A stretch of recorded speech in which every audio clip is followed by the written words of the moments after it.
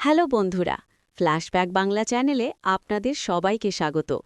আজ আমরা কথা বলবো জি বাংলার জনপ্রিয় সিরিয়াল কুসুমের ২৭০ নম্বর পর্ব নিয়ে।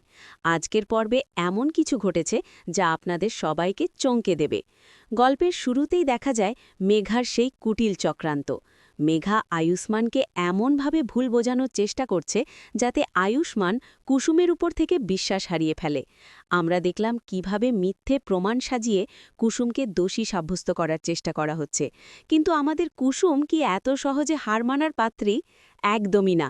২৭০ নম্বর পর্বের সবচেয়ে বড় হাইলাইট হল কুসুমের সেই জোরালো প্রতিবাদ।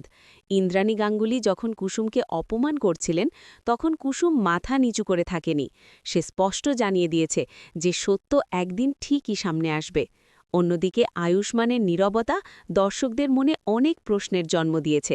আয়ুষ্মান কি আসলেই মেঘার জালে পা দিচ্ছে, নাকি সে মনে মনে কুসুমকে বাঁচানোর কোনো পরিকল্পনা করছে? বন্ধুরা, আজকের পর্বের শেষের দিকে এক নতুন মোড় দেখা গেছে। কুসুমের হাতে এমন একটি সুতো লেগেছে যা দিয়ে সে মেঘার সব মুখোশ টেনে ছিঁড়ে ফেলতে পারবে। আগামী পর্বে আমরা দেখব কুসুম কিভাবে নিজেকে নির্দোষ প্রমাণ করে। আপনাদের কি মনে হয়, আয়ুষ্মান কি কুসুমের পাশে দাঁড়াবে? কমেন্ট করে আমাদের জানান। আর কুসুম নাটকের এমন সব লেটেস্ট আপডেট সবার আগে পেতে আমাদের ফ্ল্যাশব্যাক বাংলা চ্যানেলটি এখনই সাবস্ক্রাইব করে রাখুন।